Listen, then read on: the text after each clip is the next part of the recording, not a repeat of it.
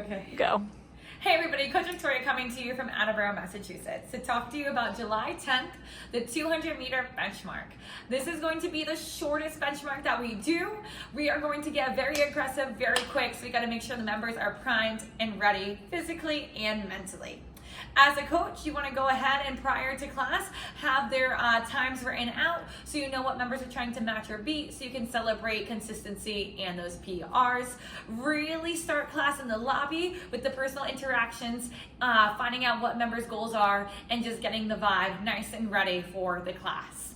When it comes to the class itself, it's going to be a switch style class for the 2Gs, so just keep that in mind that both groups have to complete both blocks before moving down the template.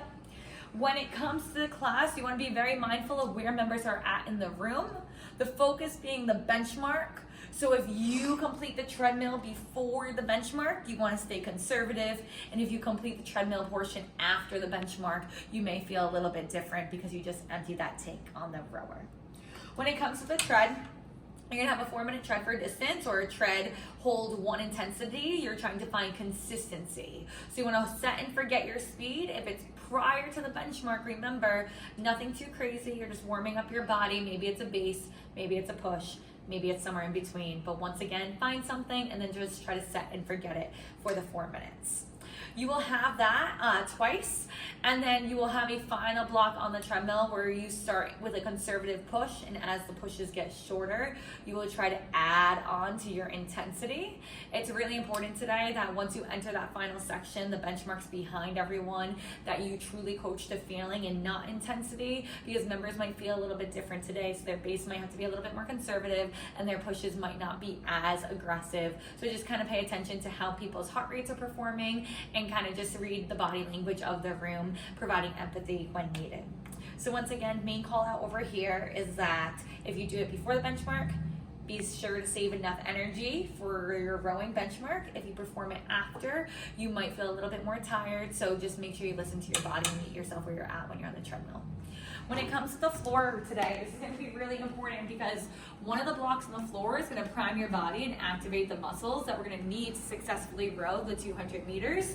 So what you want to point out is the why behind the movement. So when we do high rows, we're activating the back muscles for that strong pull. When we do the squat to the toe raises, we're getting the legs ready. So really zone in on the movements on the floor and provide the why so members can make that connection as they get ready for the rower, okay? Same idea that if you get to the end of class and you have to demo that circuit, that ending portion, the final block on the floor, make sure you're providing options and telling members like, hey, you exerted a lot of energy today. If you need to go a little bit lighter than usual, that's okay. If anyone needs any options, things like that, you just let me know. Okay? And then lastly, let's talk about the main focus of class. It's going to be the 200 meters on this rower. So as a coach, write down your top tips, tricks, and cues that you want to provide members with, so when you go to get them geared up to take on these 200 meters, you can provide the best knowledge possible. So you want to go ahead and say like, hey, 200 meters, you've got to come out of the gate hot. It's going to be over before you know it. We don't have time to pace ourselves. It's our shortest benchmark. So we come out of the gate hot. The most successful rowers will have a stroke rate of 30 or higher, and they'll shorten their stroke a little bit. So it's going to go in and out nice and quick, nice and speedy, stroke rate high. Driving through the heels, strong leg drive will get you that lower time for the 200 meters. So really focus on the leg drive. Emphasize that when you're talking to your members. Pick out a great playlist, get the energy nice and high, cheer them on, off mic. You can yell, feel free to mute, and then just go crazy with them. And make sure to celebrate consistency, celebrate those PRs. And then if round one didn't go as planned, don't worry, members will have 1 second try at the 200 meter benchmark later on in class. So if a member wants to take advantage of that, they can update their time in the challenge tracker if they do better on the second time. If they don't do better, if they do the same, then they can just let it be and move on with the rest of their workout, okay?